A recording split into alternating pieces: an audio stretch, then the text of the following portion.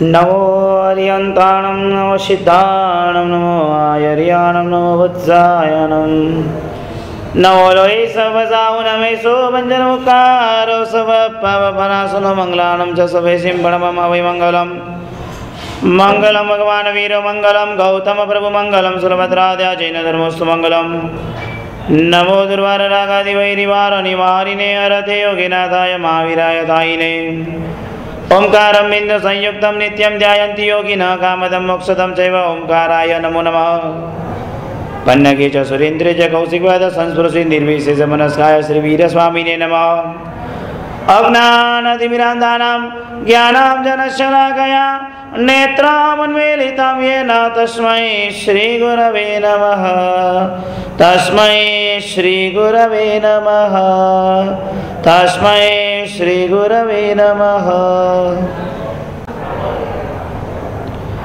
अनंत उपकारी अनंत कल्याण ने करनारा तारा तीर्थंकर श्रमण भगवान महावीर स्वामी आ संसार समुद्रथी तरवा माटे અને મોક્ષ સુખની પ્રાપ્તિ પ્રાપ્ત કરવા માટે ધર્મ તીર્થની સ્થાપના કરી। તમારી પાસે 3 સકારા છે અને 3 પકારા છે। સગવડતા 3 સકાર કયા? સગવડતા, સલામતી અને સદગતિ। 3 પકાર કયા? પૈસો, પુણ્ય અને પરમાત્મા। 3 સકારની સામે 3 પકાર તમારી સામે આંખ સામે ખડા છે। સગવડતા માટે પૈસાનું માધ્યમ છે, સલામતી માટે પુણ્યનું માધ્યમ છે, સદગતિ માટે પરમાત્માનું માધ્યમ છે। શું જોઈએ છે નક્કી કરી લેવાનું છે। 3 માંથી કોઈ પણ એક ચીજ માંગવાની છે। 3 નહીં માંગતા, વાણિયા છો।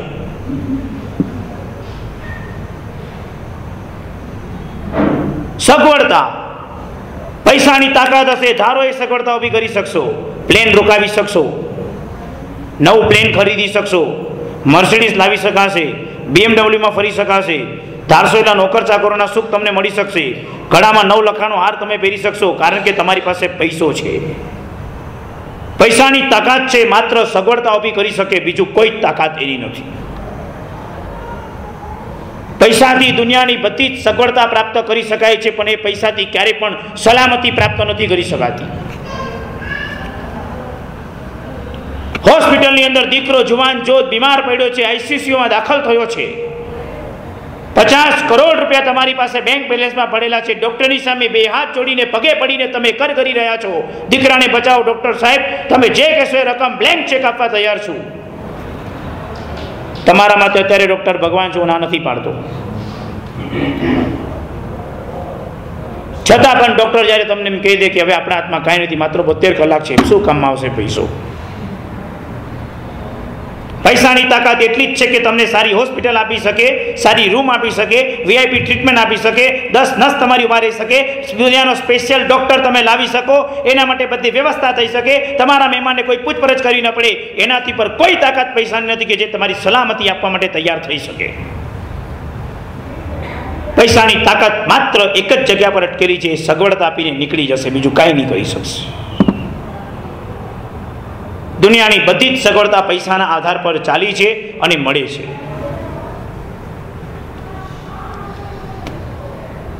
અમેરિકાનો એક ફોરેનર દિલ્હીમાં આવ્યો હતો ભારત દેશ ફરવા માટે।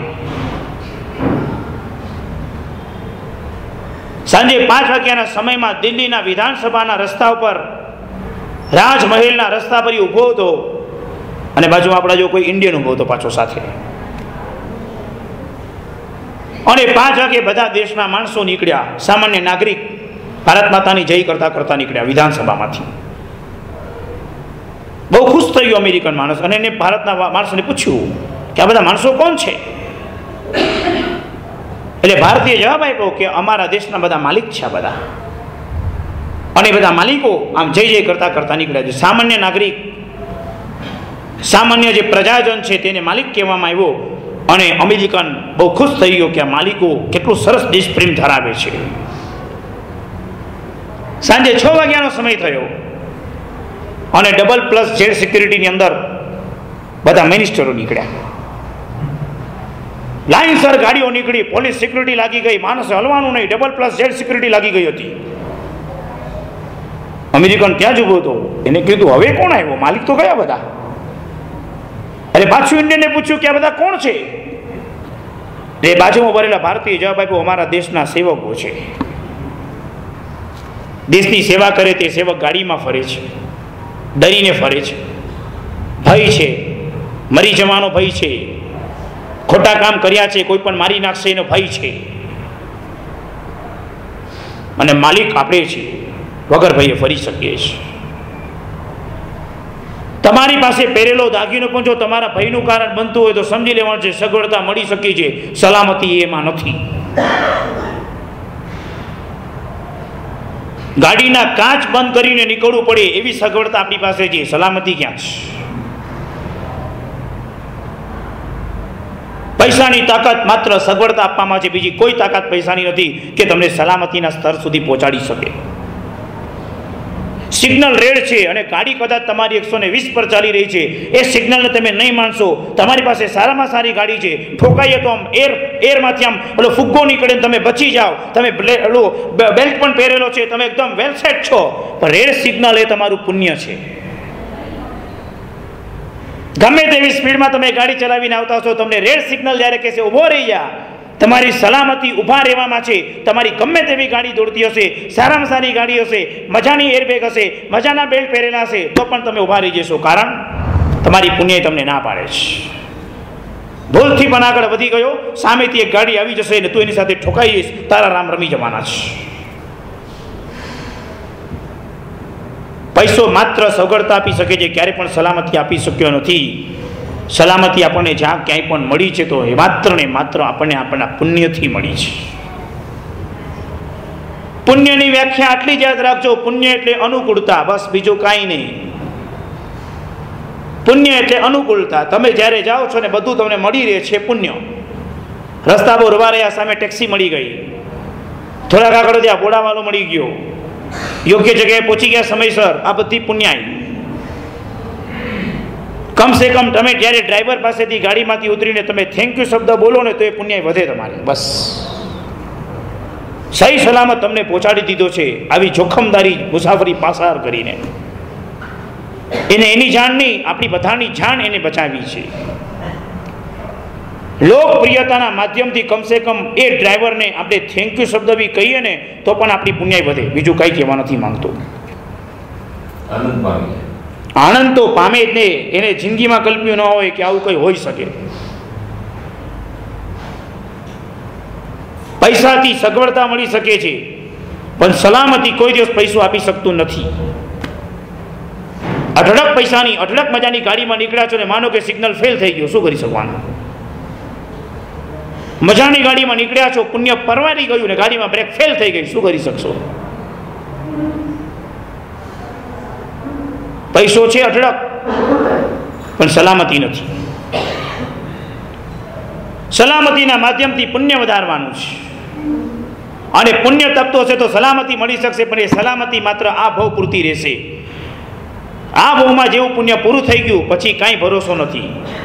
પુણ્યની કોઈ તાકાત આપણને સદગતિ નથી આપી શકવાનું. સદગતિમાં જવું હોય તો આપણી પાસે એક જ માધ્યમ છે. કોણ છે તે? પરમાત્મા. સદગતિ માટે માત્ર જો કોઈ પણ જોઈતું હોય તો બસ એક જ વસ્તુ જોઈશે, પરમાત્માનું શરણું જોઈશે. ફરીથી એકવાર કહી દઉં છું, પૈસાથી સગવડતા મળશે, પુણ્યથી સલામતી મળશે, અને પરમાત્માથી સદગતિ મળશે. શું જોઈએ છે? સીધું સરળતાથી બોલો, શું જોઈએ છે? આવતીકાલે સવારે વ્યાખ્યાન બધા અહીંયા આવી જવાનું. ધારણા પીરો ઓછી રહી. તમારે તો સદગતિની તમે વાત કરી, તમે ક્યાં બોલ્યા કે અમારે ખાલી ખાલી સદગતિ જોઈએ છે? બધા એમ તો બોલ્યા સદગતિ. કાલે સવારે 9 વાગે હોલ ભરેલો હશે, ખુરશી લગાડી દેજો. તમે જ બોલ્યા ને એમાં, હું ક્યાં બોલ્યો છું? પણ શું કીધું સંભળાયું નહીં? લે હવે આગો, હું પરમાત્માની જોડાણની વાત કરું તો ભાગી જાઓ છો તમે લોકો. હાય હાય, સગવડતા રહેશે, એની સગવડતા જોઈએ છે.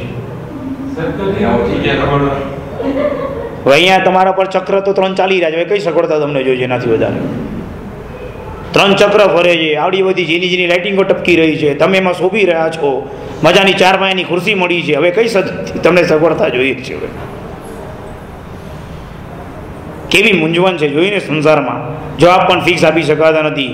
લોલુપતા તો બધી જાગી કે સગવડતા પણ જોઈએ જ, સલામતી પણ જોઈએ જ ને સદગતિ પણ જોઈએ જ, બધું જ જોઈએ છે. અત્યારે હાલત એ છે. નાનકડા એક જગ્યાના પ્રાંતની અંદર એક માણસે પોતાના ગધેડાને ટ્રેનિંગ આપેલી હતી કે ગધેડો એના મોઢામાંથી ક્યારેય ના જ ન પાડે. એ ગધેડાને જ્યાં લઈ જાય ત્યાં બધે પોતે હાથ પાડે, ક્યારે પણ એ ના ન પાડે. એ ગજબ એની ટ્રેનિંગ હતી. ગામે ગામમાં એના સોયો જાય, બધે હાથ પાડીને ના પાડી જ ન શકે ક્યારે પણ. 25-50 પ્રશ્ન છે, તું ભગવાન છે તો કે હા, તું માણસ છે તો કે હા, તું ઢોર છે તો કે હા, તું એલિફન્ટ છે તો કે હા. લોકો ખુશખુશાલ થઈ જાય, અઠડક રૂપિયા કમાય, એને એવોર્ડ મળે, એવોર્ડ ગામે ગામમાં એવોર્ડ મળે, સરપંચ એવોર્ડ આપે, મિનિસ્ટર એવોર્ડ આપે. ગ્રીસ બુકમાં નામ લેવાની તૈયારીથી ગામે ગામમાં ફરતો હતો અને ફરતા ફરતા ફરતા ફરતા એક પ્રાંતમાં આવીને પહોંચી ગયો. શો જાહેર થયો એટલે છગન ને મગન 2 જણા હતા. છગન મગનને કે ચાલ ને આજે જઈએ, આમે બધાની ફિલ્મ ઉતારતા એ લોકો ક્યાંય બી જાય એટલે. છગન મગનને કે ચાલ જઈએ આજે ગધેડાની ફિલ્મ ઉતારી. કે સમજો જ ને ફિલ્મ ઉતારવી એટલે. તરત એ કે ગાંડો થઈ ગયો છે, હવે ગધેડા ગામે ગામમાં એવોર્ડ લઈને આવે, શું ફિલ્મ ઉતારવા જઈશ? આપણી ફિલ્મ ઉતરી હશે, ન લેવા ન દેવા. કે તું જો ને હવે મજા કરીએ જ આપણે ત્યાં આગળ. 7 થી 9 નો શો હતો ને 7 વાગ્યામાં છગન મગન પહોંચી ગયા ત્યાં. ઘણી વખત એવું હોય છે કે મનુષ્યની જે બુદ્ધિઓને વધારે કામ કરતી હોય ક્યારેક હૃદય કરતા પણ. દુનિયામાં સ્ત્રીઓનું રૂપ અને પુરુષોના પૈસાએ આખા જગતની બરબાદી કરી, બીજું કાંઈ નથી કર્યું. સ્ત્રીઓનું રૂપ અને પુરુષોનું અભિમાન, પૈસાનું અભિમાન આખા જગતની અંદર બરબાદી સિવાય બીજું કાંઈ સર્જન નથી કર્યું. નિમિત્ત બહુ નાનું હોય છે, સર્જન બહુ મોટું થઈ જતું હોય છે ક્યારેક. આવા મજાના અધ્યાત્મ શાસનની અંદર પણ જ્યારે જ્યારે એ માધ્યમમાં પાપનો ઉદય થાય ત્યારે કુવિકલ્પની ધારા સહજ માત્રામાં પેદા થઈ જતી હોય છે. પર્યુષણના આજના 4થા દિવસમાં આપણો પ્રવેશ થયો. મધદરીએ પહોંચી ગયા છે. આદિ ગઈ, આદિ રહી, અડધે પહોંચી ગયા છે. છગન અને મગન પહોંચી ગયા છે ત્યાં આગળ. ઓલાએ શો ચાલુ કરીને કીધું કે મારો ગધેડો ક્યારેય ના પાડતો જ નથી. 2-4 આવી રીતે પ્રશ્ન પૂછ્યા, ભગવાન છે, એલિફન્ટ છે, તો બધા ગધેડા તો હાથ પાડી બધામાં. ઓલાએ વધારે હોશિયારીપૂર્વક વાત કરી, ભાઈ જો સભામાંથી બેઠેલા કોઈને પણ જો ડાઉટ આવતો તો વેલકમ, અહીંયા આવી જાઓ. અને ગધેડાને કોઈ પણ તમારે પ્રશ્ન પૂછવાનો, અને જો એ ગધેડો ના પાડશે તો એમ સમજી લેવાનું કે તમને 1001 રૂપિયાનું ઇનામ મળશે. એ છગન મગનને કે ચાલ જવું જ. મગન કે ગાંડો થઈ ગયો છે, ઓલા ગધેડાને કેવી ટ્રેનિંગ આપી જોતો કરી તું. હવે આવી ટ્રેનિંગમાં તું અહીંયા જઈશ તો આપણું કલ્યાણ ક્યાં થવાનું છે? તો કે ના ના જઈએ યાર, તું શું કામ ગભરાય? મગન કે હવે ઇજ્જતના ફાલુદા થશે અહીંયા આગળ. ના ના ગમે તે થાય, જવું છે આપણે. અને હિંમત કરીને છગન ઊભો થયો અને આંગળી ઉપર કરી, ભાઈ હું અંદર, હું સ્ટેજ પર આવવા તૈયાર છું. પેલા માણસો કીધું વેલકમ, આવી જાઓ. તો એ લાવો 1000 રૂપિયા. એ કે પણ પેલા ના તો પડાવ, તું સમજી લે કે ના પાડી દીધી છે. બોલો કે ચોક્કસ આપી છે 1000 રૂપિયા? કે ના પેલા 1000 રૂપિયા ભાઈ, તું ના આપે શું કરું? કે મારે હજુ તો નાય નથી પડાવી, પહેલેથી સોદો કરે પાછો 1000 રૂપિયાનો. 1000 રૂપિયાનું કવર તૈયાર કરાવ્યું અને ગધેડાના કાનમાં જઈને કાંઈક એને વાત કરી. જેવી ગધેડાના કાનમાં વાત કરીને ગધેડે ના પાડી દીધી. ના સોબા પડી ગયા. ભલા વ્યક્તિએ પણ આમ આશ્ચર્ય લાગ્યું, આટલા વર્ષોની મારી મહેનત, આટલા એવોર્ડ, આટલા ઇનામ, આટલી ચેનો જીત્યો, અને આને ગધેડાને શું એવું કહી દીધું? એટલે કીધું વન્સ મોર. બોલી બધા સભામાંથી બોલ્યા વન્સ મોર, ફરીથી કરો ભાઈ એકવાર. તો કહેવા નો પ્રોબ્લેમ, એમાં આપણે ક્યાં વાંધો હતો, ગધેડો સમજી જ ગયો તો આપણે શું કહેવા માંગીએ છીએ. એટલે પાછું ગધેડાના કાનમાં કંઈક કીધું, અને જે કીધું એટલે ગધેડે પાછી ના પાડી દીધી. તાળીઓના ગડગડાટ સાથે બધા એને છગનને વધાવી દીધું. સભાજત તો પૂરી થઈ ગઈ. ગધેડાની ટ્રેનિંગ આપનારો માણસ છગનને બોલાવીને કહે કે ભાઈ બધું બરાબર ઇનામ લઈ જા તું, પણ મને એમ તો કે ગધેડાના કાનમાં તે શું એવું કીધું કે મારા ગધેડાએ ના પાડી દીધી? કે સિમ્પલ, કે શું કહેવાનું હતું?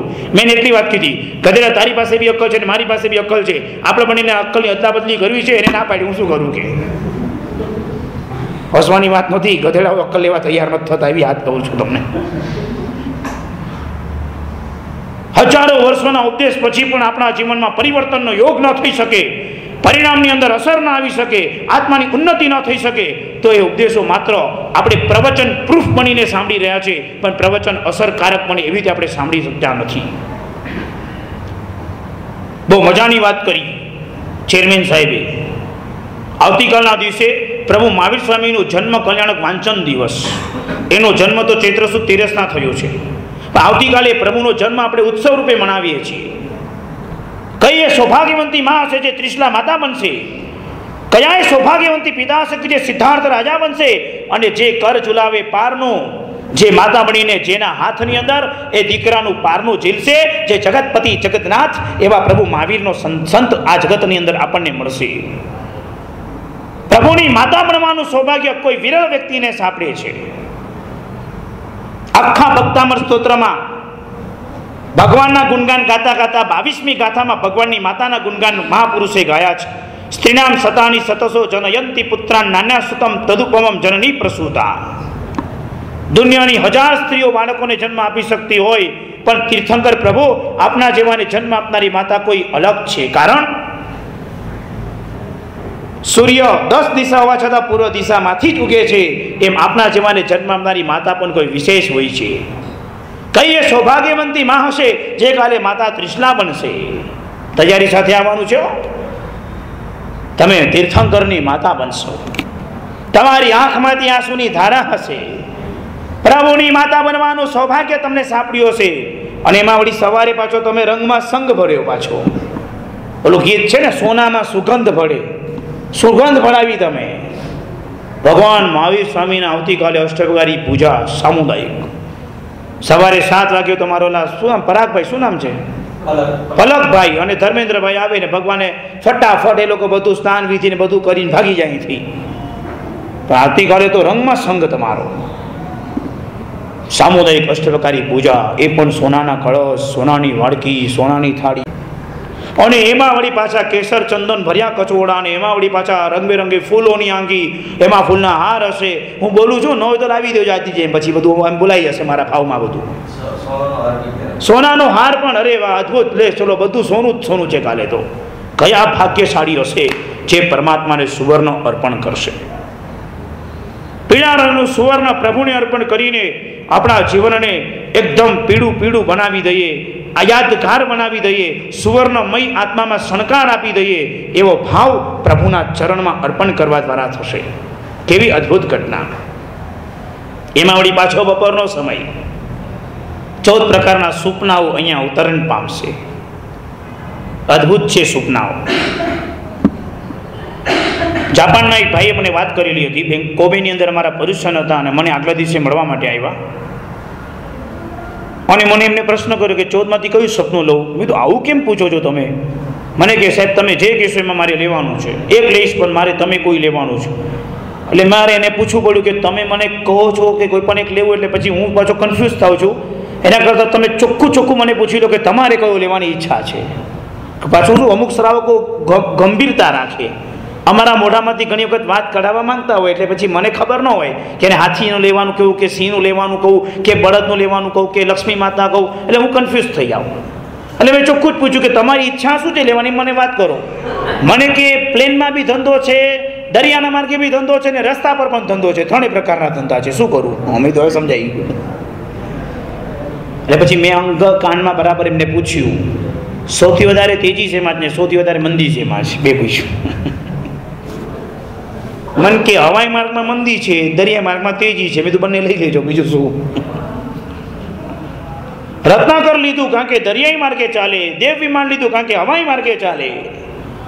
આ 14 સપનામાં અધ્યાત્મ પણ છે. 14 સપનાની અંદર આપણા સંસારના સુખો પણ સમાયેલા છે, એવી તાકાત છે. કલકત્તાના ક્રેન સ્ટ્રીટની અંદર દરેક સપનાને ફૂલની માળા અને સોનાનો હાર ચડાવવાનો. અમે ગયા હતા આજથી લગભગ 14-15 વર્ષ પહેલા કલકત્તામાં કેનિંગ સ્ટ્રીટની અંદર પર્યુષણની આરાધના હતી. ખાલી બધા લોકો ફૂલના હાર ચડાવે 14 સપનાને. ત્યારે એ વખતે 1-1 રૂપિયાનો એક હાર મળતો, અને એ 1-1 રૂપિયા જે બધા સપનાને આમ ચડાવવા માટે લાઈન લાગે. મારા ખ્યાલ પ્રમાણે 1 રૂપિયાનો એક હાર, એવા 14 લોકો 14 હાર લેતા જાય અને એવા 14 રૂપિયા જે આવે એમાં સંઘને 3 લાખ રૂપિયાની ઇન્કમ હતી. વિચારો, કલ્પના કરો કે લોકો કેવા હશે ત્યાંના ભાવ. સુપનાને ઉતારવાની વિધિ, સુપનાને ઝુલાવવાની વિધિ, સુપનાને નાચતા નાચતા લાવવાની વિધિ, સુપનાને પધરાવવાની વિધિ સામાન્ય નથી. સૌભાગ્યવંતી સ્ત્રીઓને આ બધો લાભ મળે છે, કુમારિકા દીકરીઓને આ બધો લાભ મળે છે.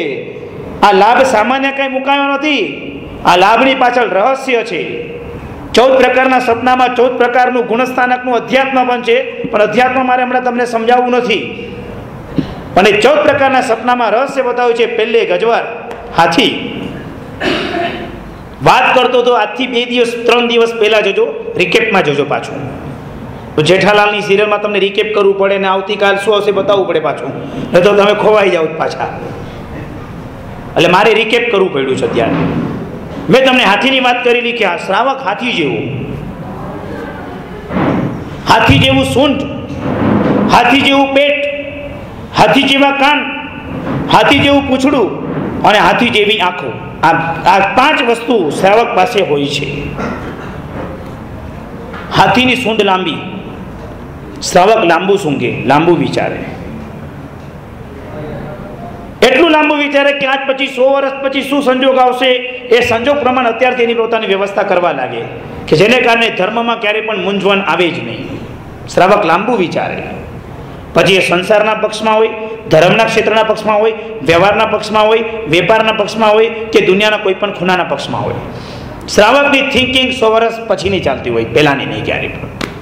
હમણાં ક્યાં છું એનો વિચાર ન હોય, એ વિચારથી 100 વર્ષ પછી હોય અને વર્તમાનમાં કેમ સિચ્યુએશન સંભાળવી એની તૈયારીમાં હોય. આ શ્રાવક. પેથળસા મંત્રી ગુરુદેવ પાસે વ્યાખ્યાનમાં બેઠા છે અને ગુરુદેવે પરિગ્રહ પરિમાણ વ્રત માટે, પચખાન માટેનું એક જબરદસ્ત પ્રવચન કર્યું. પરિગ્રહનો મિનિંગ થાય છે કે તમારી પાસે કેટલું જોઈએ છે એનો એક નિયમ કરવો, આટલાથી વધારે રૂપિયા ન લેવા, અને પરિગ્રહ વ્રત કહેવામાં આવે છે. સભાની સામે ગુરુદેવે પરિગ્રહ વ્રત વિશે પચખાન આપવાની માટે તૈયારી કરાવી. પેથળસા મરચાની ગુની ઉપાડતો હતો, બહુ ગરીબ હતો. ગુરુદેવ કીધું કે કયા ભાગ્યશાળીને લાભ લેવો છે, ભાગ્યશાળી ઉભા થાવ. પેથળસા ઉભો થયો. ગુરુદેવ 50 સોનામોર રાખીશ, ચાલશે? ગુરુ કે ડાઉટ, વધારે બોલ. ગુરુ બહુ જ્ઞાની હતા. સાહેબ 500. ગુરુ કે હજુ મને બરાબર બેસતું નથી. સભામાં આગળ બેઠેલા બધા હસતા હતા કે આ પેથળસા તો અક્કલ વગરનો છે, 5 રૂપિયાના ઠેકાણા નથી અને 500 સોનામોરનો નિયમ લેવા બેઠો. બધા હસતા હતા. ગુરુદેવ હજુ એમ કે મને હજુ ડાઉટ છે. સાહેબ 5000. ના, મને ડાઉટ છે. આગળ બેસેલા ધનાઢ્યપતિ શ્રાવકો નિયમ તો લેતા નથી, ગુરુની મજાક કરે છે કે આ ગુરુને કઈ સમજણ પડતી નથી લાગતી, આ તો ગરીબ માણસ છે, એની પાસે 5 રૂપિયાના ઠેકાણા નથી અને 5000 સોનામોર રાખવાની ગુરુદેવ નિયમ આપે છે. ગુરુદેવ કહે છે હું તને એમ કહું છું 5 લાખ સોનામોર તું તારા જીવનમાં તારા પોતાના માટે તું રાખી શકીશ તો હતી ગુરુદેવ. અને એ વખતે એને પોતે આ નિયમ લીધો. બધાએ ગુરુની મજાક કરી. ગુરુ બહુ જ્ઞાની હતા. રાત્રિના સમયમાં એ બજારમાં મરચાની ગુની લેવા માટે જતો હતો. રાત્રે 12 વાગ્યાનો સમય હતો અને દેવલોકમાંથી દેવો આવ્યા હતા અને આપણા જેવા ધનાઢ્યપતિ શ્રાવકોના ખેતરો પર રાત્રે વરસાદ પડવાનો હતો અને વરસાદને કારણે અંદર પડેલા પાક ખરાબ ન થઈ જાય એના માટે સરસ મજાનો ચાદર ઢાંકીને દેવો ઊભા રહેતા હતા. આવા સમયમાં દેવને પેથળસા વાત કરે છે, દેવ તમે શેઠિયાઓની ભક્તિ કરો છો, મારા જેવા ગરીબને કોઈ દિવસ તમે જોતા નથી, આવું કેમ કરો છો? યાદ રાખી લેજો, સુખી બન્યા છીએ. આપણી પોતાની પુણ્યાય ભલે હોય પણ બીજા કેટલાય જીવોના આલંબન, અવલંબન, આધાર આ બધા આપણી પાછળ કામ થયા છે ત્યારે આપણે ઊભા થયા છે. એના વિના આપણે ઊભા રહી શક્યા નથી. ભારતનો ચંડો ઉપર લહેરાયેલો દેખાઈ રહ્યો છે પણ એક થાંભલાએ એને ટકાવ્યો છે. થાંભલો ક્યારે ભૂલવાની જરૂર નથી. ત્યારે દેવે કીધું કે તારે સુખી બનવું છે પણ તારે બનવું જ ક્યાં છે?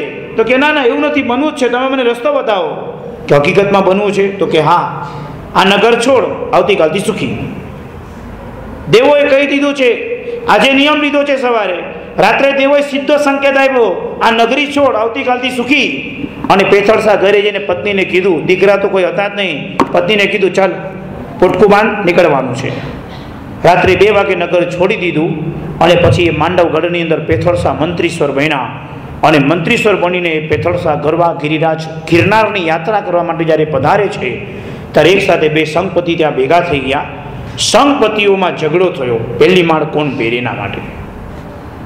ઝઘડો એટલે પેલો ખૂંખાર ઝઘડો નહીં, ચળવળ થઈ. એમ નક્કી કરે કે કેટલા ઘડી સોનું આપે. એક બાજુ આખો સંઘ ભેગો થયો, માન 18 ઘડી સોનું ભેગું કરી શક્યો. 18 ઘડી. પેથળસાએ 56 ઘડી સુવર્ણ અર્પણ કરીને ગરવા ગિરિરાજમાં દાદાને આપીને અને પાછું 56 ઘડી જ્યાં સુધી જમા ન કરાવું ત્યાં સુધી સંઘ માળું પહેરીશ નહીં, આવા ભાવ સાથે એ પેથળસાએ પરમાત્માને 56 ઘડી સોનું અર્પણ કર્યું. હવે તોલાને મન બધું ભૂલી જાવ, આ ઘડી જ બોલું છું તમને. 800 તોલા ભેગી થાય ત્યારે એક ઘડી થાય. એ કલ્પના કરજો, બાકી બધું તમારું કાઉન્ટિંગ. કેવી ભક્તિ પ્રભુની! આવા શ્રાવકો ધર્મની અંદર થયા છે, કારણ પ્રભુએ આપ્યું છે, પ્રભુને અર્પણ કરવાનું છે. શ્રાવક લાંબુ વિચારે, હાથીના સૂંઢ જેવો શ્રાવક હોય. આજે આ સિચ્યુએશન છે, આવતીકાલે આ થશે, તો પરમ દિવસે આ થશે, તો મારે કરવાનું શું? આજે અહીંયા જૈનો છે, આવતીકાલે અહીંયા જૈનો આટલા પ્રમાણમાં વધે તો મારે શું કરવાનું, અને પ્રમાણમાં ઘટે તો મારે શું કરવાનું? એક વિદ્યાર્થી સ્વદ્રવ્યથી દેરાસર બનાવ્યું. મારે એક વિદ્યાર્થીની વાત કરું છું. પરિવારમાં એની દીકરી છે, દીકરા કોઈ નથી. એટલે મેં વિદ્યાર્થીને ખુલ્લા દિલે પૂછ્યું. અમારે અશોકભાઈ એમને પૂછે, વેરી ફ્રેન્ક, આ શબ્દ એનો કોમન છે. અશોકભાઈ તમે પણ વેરી ફ્રેન્ક. બસ હું આવું વેરી ફ્રેન્ક ત્યાં બોલ્યો હતો, ત્યાં ઘણો યાદ આવે છે. Very Frank. મેં એમને કીધું કે ભાઈ મને એક વાત કરો ને, તમારા પરિવારમાં દીકરી જે પ્રભુ માટે પછીની વ્યવસ્થા શું કરી? દેરાસર બને છે ભાવથી, એમાં મારી ના નથી. ભાવથી જ દેરાસર બને, બુદ્ધિથી કોઈ દેરાસર બની જ ન શકે.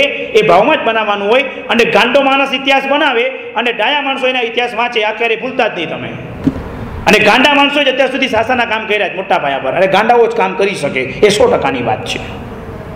મને કે સાહેબ મેં વિચાર કર્યો જ નથી, મેં દેરાસર બનાવ્યું છે. મેં કીધું પણ એમ નહીં, મારી વાત દ્વારા તમે સમજો. તમે ભાવધારામાં જે પણ કંઈ બનાવ્યું છે એમાં મારી ના નથી, મારો કોઈ વિકલ્પ નથી. પણ આવતીકાલનો શ્રાવક વિચાર કરે, તમે મારા સ્ટુડન્ટ છો તો હું તમને પૂછી શકું છું કે તમે ભવિષ્ય માટે શું વિચાર કર્યો છે? ને મને એક જ વાત કીધી કે જો બીજું કાંઈ નથી કર્યું, મારી પાસે જેટલી પણ સંપત્તિ છે મારી દીકરીને મેં કહી દીધું છે કે તારા ભાગનું આ, બાકીનું બધું મારા પ્રભુનું. મેં લખી દીધું છે, બિલ બનાવી દીધું છે. હું તાળી પાડી ગયો. મેં વાહ, ધન્યવાદ છે તારી તાકાતને કે અત્યારથી તે વેલ બનાવ્યું છે કે તારા મૃત્યુ પછી આ બધી જ સંપત્તિ તારા પ્રભુ માટેની છે. અમેરિકામાં એક વ્યક્તિએ પોતાનું વેલ બનાવ્યું. એના ઘરમાં એનો પોતાનો કૂતરો હતો, બીજું કોઈ હતું જ નહીં. અને કૂતરો એનો બહુ પ્રાણપ્રિય હતો, એટલે વિલમાં લખીને ગયો, મારા મૃત્યુ પછી મારી સંપત્તિ મારા કૂતરાની છે, બીજા કોઈની નથી. આ સત્ય ઘટના બોલું છું. અને એ ભાઈ મૃત્યુ પામ્યા, એ બધું વિલ ફાઇનલ કરાવીને ગયો હતો. એટલે સરકારના માણસો ત્યાં પહોંચી ગયા, નોકર ચાકરની પાસે રિપોર્ટ લીધા, કૂતરો ક્યાં છે?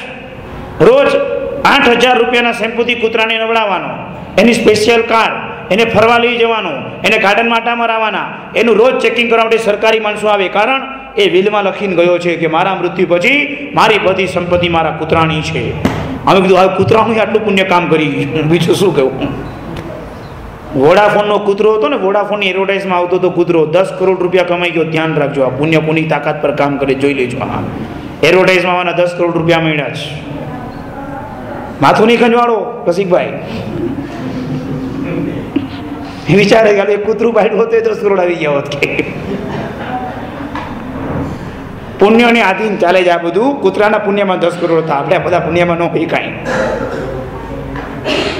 નાનકડી એ દુનિયાની અંદર પણ એક મજાની વાતમાં બીજી વાત મૂકું છું કે હાથી, એના કાન જેવા શ્રાવક હોય. હાથીના કાન કેવા? મોટા. શ્રાવક ક્યારેય કોઈ પણ એક વ્યક્તિનો સાંભળીને નિર્ણય ન લે, એને 2 કાને સાંભળવાનું. અહીંયા મિસ્ટર છગન છે ને અહીંયા મિસ્ટર મગન છે. છગને મને કાંઈક કીધું એટલે મારે એ વાતને માની નહીં લેવાની. છગનની વાતની સામે મારે મગનની વાત પણ સાંભળવાની, બંનેની વાત મારે સમજવાની અને પછી મારે નિર્ણય કરવાનો. કારણ કે શ્રાવક હાથી જેવા કાનવાળો હોય, કાચા કાનવાળો શ્રાવક ક્યારેય પણ ન હોય. જ્યાં આગળ પણ સંસારમાં આપણી ભૂલ થઈ છે, કે આપણે એક જ ભૂલ કરી હશે, આપણે એક જ વ્યક્તિનું સાંભળ્યું હશે અને એ વ્યક્તિનું સાંભળીને આપણે નિર્ણય લઈ લીધો હશે અને નિર્ણય આપણા જ માટે ભોગવવાનો થયો હશે. અને પછી છેલ્લે બે હાથ જોડીને આપણે કેવું પડે, મિચ્છામી દુક્કડમ, મને ખબર નથી. શું ખબર નથી? તો શ્રાવક થઈને ભૂલ કરો છો, એક કાચા કાને સાંભળો છો, એક કાને સાંભળો છો, બેનું સાંભળતા નથી અને નિર્ણય લઈ લો છો એટલો ફટાફટ. કેવી રીતે લઈ શકાય આપણાથી નિર્ણય? ન જ લઈ શકાય. શ્રાવકનું પેટ કોનું? તો કે હાથી જેવું પેટ. હાથીનું પેટ કેટલું મોટું છે? શ્રાવકને આખી દુનિયાની બધી વાતો ખબર હોય તો બી અંદર પોતે ઠલવી નાખે. દુનિયાના બધા પ્રકારના દોષો અંદર ઠલવે છે, એક પણ બાકી નથી રાખતો. સવારે વ્યાખ્યાનમાં ચેલેન્જ આપી છે, જે આવ્યા તેમને સાંજના તમે પણ સાંભળી લેજો. મહેસાણા પાસામાં જે ગુરુજી પાસે અમે અભ્યાસ કર્યો છે, અમારા ગુરુજી વસંતભાઈ ગુરુજી, હું ચેલેન્જ સાથે તમારી સાથે વાત કરું છું કે એમની ગંભીરતા કેવી.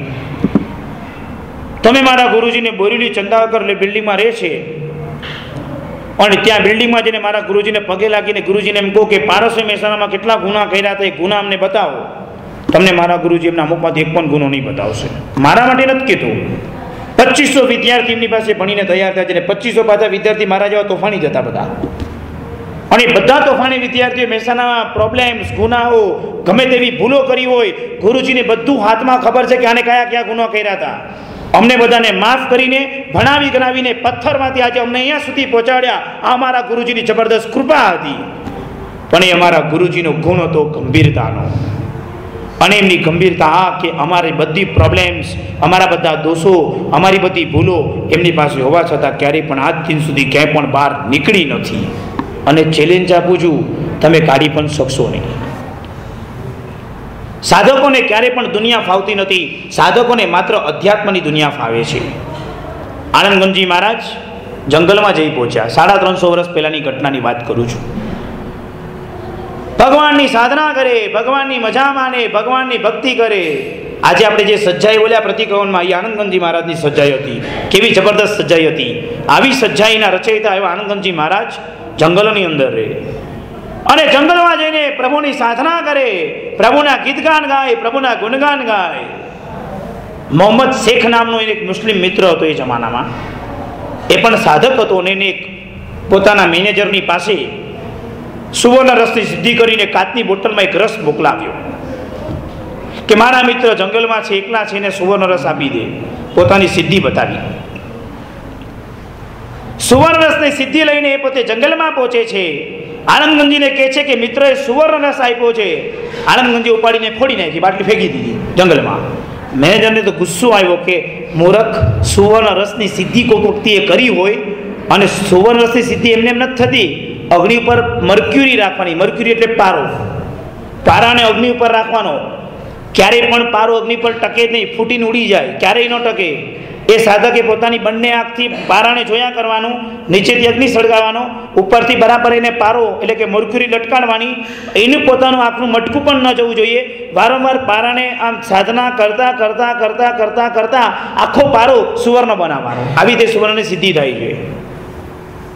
કરવી જ સિદ્ધિ કરાવી દો. આંખ કાચી થઈ ગઈ, શું કરવાના હતા હવે?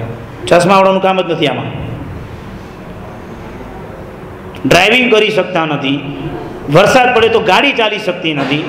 પાર્કિંગમાં ગાડી ઊભી રાખી શકતા નથી. તમારે આવી સાધના કરી સુવર્ણની સિદ્ધિની. લો સાંભળો, ખાવાના ખેલ છે. એક મટકું ન લાગવું જોઈએ. જ્યાં સુધી સોનું સિદ્ધ ન થાય ત્યાં સુધી હલવાનું નથી. એટલી બધી કેન્દ્રિત અવસ્થામાં પારામાંથી સોનું બનાવવાની વિધિ બતાવી શાસ્ત્રકારોએ. આવી સુવર્ણ રસની સિદ્ધિ કરેલી 6 મહિના સુધી ઓલાએ સાધના કરેલી અને આનંદગંજીએ ફેંકી દીધી. પછી બીજી કાચની બોટલ લીધી અને પોતાનું યુરિન એ બોટલમાં ભરી દીધું ને બંધ કરીને આપ્યું, લઈ જા. શું હાલત થાય ભાઈ કોઈને યુરિન મોકલાવે તો? કે લેબોરેટરી થોડી હતી કે યુરિન મોકલાવાનું હતું? એટલે ઓલો મેનેજર તો ગુસ્સામાં આવી ગયો કે આનંદગંજીએ આ શું કર્યું? મારા મિત્રનું ઇન્સલ્ટ કર્યું છે. હું બોલી શકતો નથી, મારા મિત્રના સંબંધ ખાતર, બાકી હું આ ચલાવી ન લઉં. જેવો ત્યાં પહોંચ્યો એના મોહમ્મદ શેખની પાસે અને કીધું, લો આ બાથરૂમ મોકલાવ્યું તમારા માટે, તમારો રસ ફેંકી દીધો. તમે શું કયા મિત્રને શું મોકલાવો છો? કંઈ સમજણ પડે જ કે નહીં? એટલે મોહમ્મદ શેખને પણ ગુસ્સો આવી ગયો.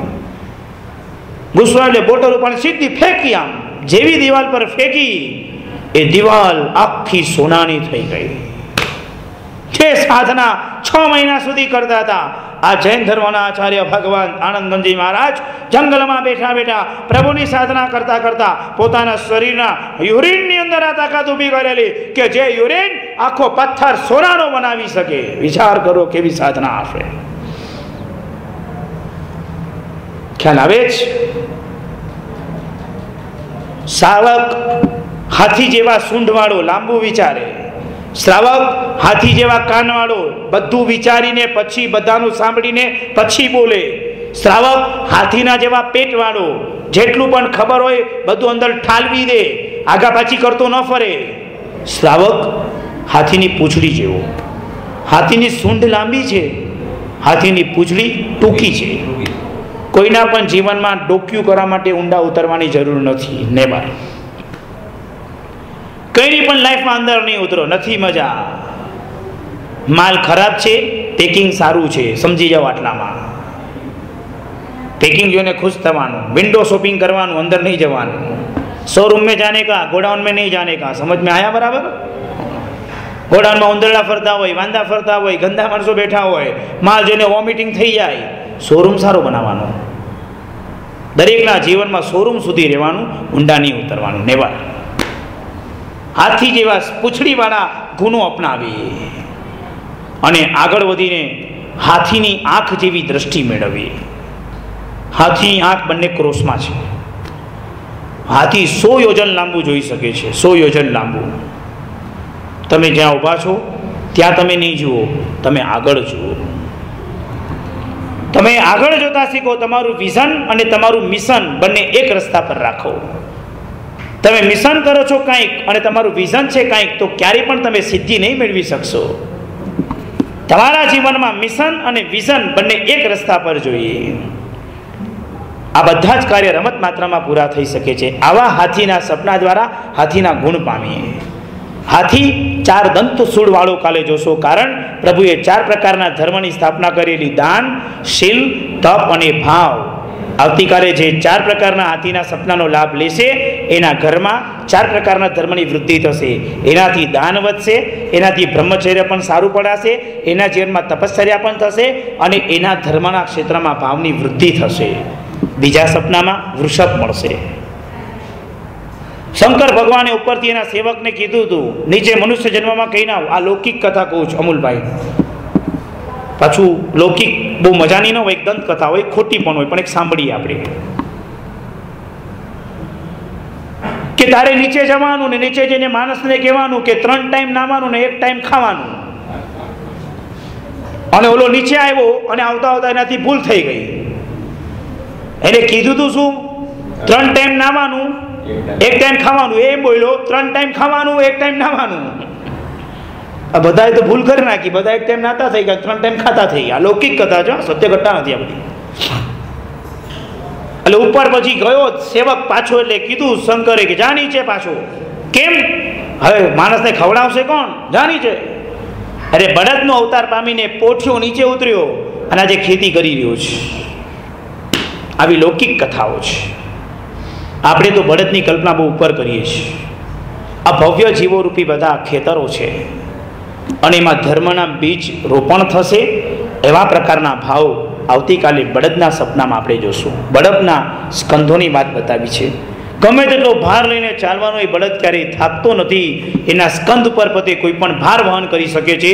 હે નાથ, તમે અમને એવી શક્તિ આપજો કે સકલ શ્રી સંઘની, કે સકલ શ્રી દુનિયાની, કે સકલ શ્રી પરિવારની જવાબદારી મારા એકલાના માથા પર મુકાય તો પણ ક્યારે મારા ખાંભા, મારા સ્કંદ ક્યારે પણ નબળા ન પડે. આ ભાવ કાલે બળદના સપનામાં જોશો. ત્રીજા સપનામાં કેસરી સિંહ. પાછો એ પૂંછવાળો અને પાછો મોટી કેસરાવાળો. સિંહના ગુણો તો તમે જાણો છો. સિંહ સુરવીર છે. સિંહ કોઈ દિવસ રસ્તા પર ચાલતો હોય તો સામે જોઈને ન ચાલે. સિંહ હંમેશા પાછળ જોઈને ચાલે, કારણ આગળ તો કોઈની તાકાત નથી કે સામેથી આવે. કદાચ ઓલો ભૂલો પડેલો પાછળથી બાન મારે તો ઠીક છે, સિંહ પાછળ જુએ. સિંહ આખા વર્ષમાં 364 દિવસ બ્રહ્મચર્યનું પાલન કરે. સિંહણનું દૂધ સોનાના પાત્રમાં જ ટકે, બીજા કોઈ પાત્રમાં રહી ન શકે. સિંહ સુરવીર છે. સિંહને 5 મુખ છે એ, અને સિંહ ક્યારે પણ કોઈ શિકાર કરે તો શિકારીને પકડે છે, ક્યારે પણ પોતાના થયેલા શિકારને ગણકારતો નથી. પોતાના બચ્ચાને માટે એ એક બચ્ચું પણ એનું જાગતું હોય તો એ મજાથી સૂઈ શકે છે, કારણ કે મારું બચ્ચું જાગતું પડ્યું છે. આવા સિંહ જેવા ગુણને પ્રાપ્ત કરીને આપણા જીવનમાં બ્રહ્મચર્યનો ગુણ વધારવા માટે આ સિંહના સપના લેવાના છે.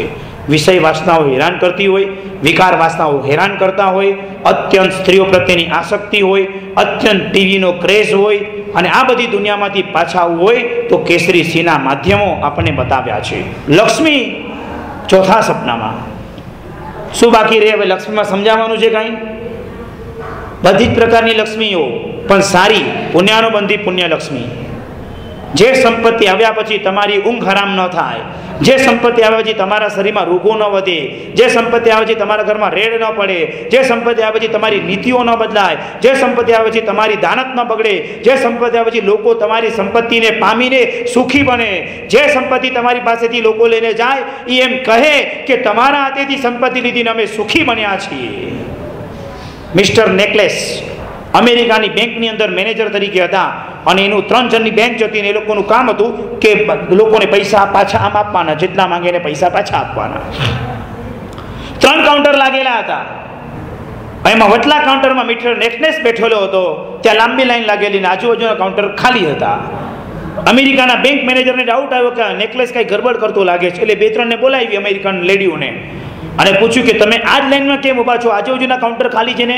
તો કે ના, બરાબર છે, તમારી વાત સાચી છે, પણ અમે અહીંયા એટલા માટે ઊભા છીએ કારણ કે આની પાસેથી જ્યારથી પૈસા લીધા છે ને અમારા વિચારો બદલાયા છે, અમને દાન આપવાનું મન થાય છે, અમારી ભાવના બદલાઈ છે, અમને પૈસો પચે છે, અમને આનંદ આવે છે, માટે અમે પૈસા તો એના હાથેથી જ લઈશું. વાહ, આવા પણ લોકો હોય દુનિયામાં કે જેની પાસેથી સંપત્તિને આજે સુખી બનીએ.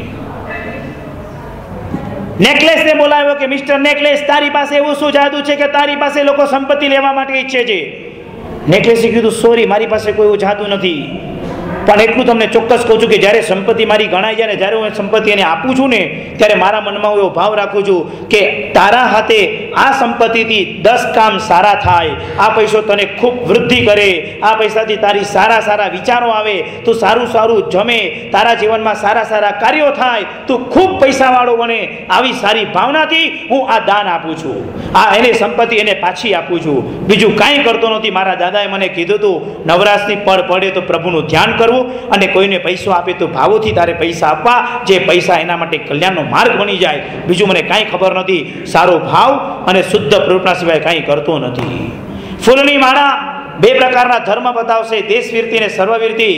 તો ચંદ્રનું સપનું બતાવશે કે ચંદ્ર જેવા વૃદ્ધિવંત બનજો, ચંદ્ર જેવા વૃદ્ધિવંત જામે. સૂર્યનું સપનું બતાવશે કે સૂર્ય જેવા પરાક્રમી બનજો. સૂર્ય જેવા પરાક્રમી બનવા માટે સરકારી ખાતામાંથી કામ પડાવવું હોય તો સૂર્ય જેવા પરાક્રમી બનવું પડે, અને ધંધો વૃદ્ધિ કરવો હોય અને ધર્મના ક્ષેત્રમાં પણ દાન પુણ્ય મોટું કરવું હોય તો ચંદ્ર જેવી વૃદ્ધિ આપણને જોઈએ. એનાથી પણ ઉપર આવે છે શિખર પરનો ધ્વજ લહેરાવાનું આવે છે.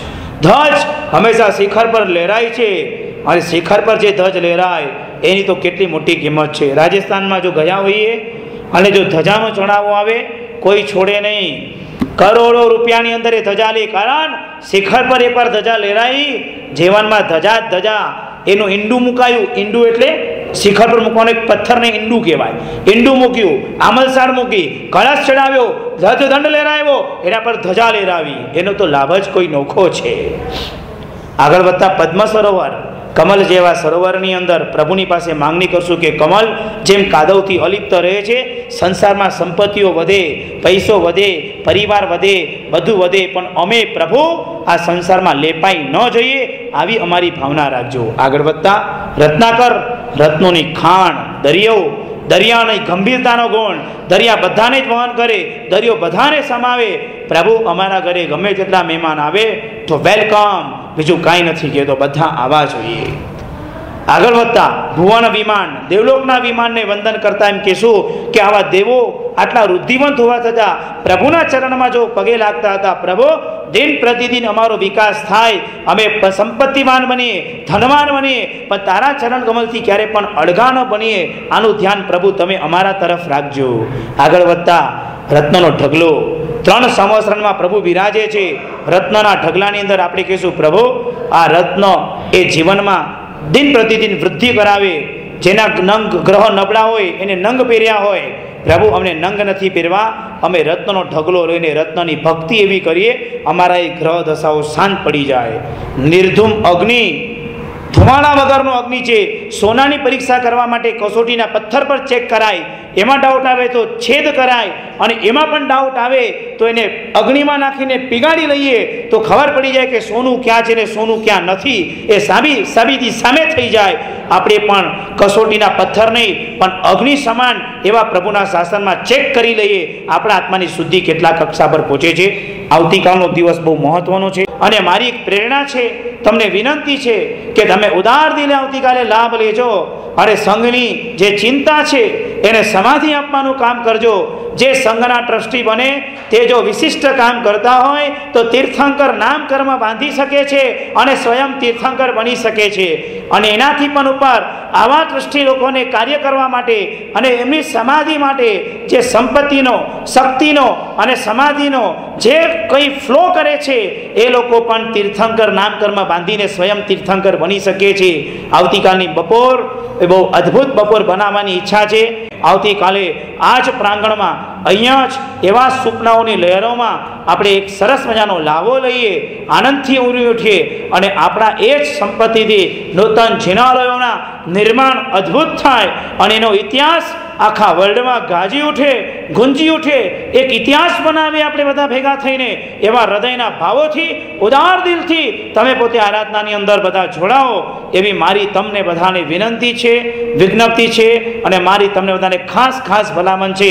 આવો અનેરો લાભ આપણે જ લેવાનો હોય, આપણે જ કરવાનો હોય, આપણા થકી જ થાય. બસ એમ કરી અત્યારે વિરમું છું. જિનાગના વિરુદ્ધ કાંઈ પણ ત્રિવેદી મિચ્છામિ દુક્કડમ.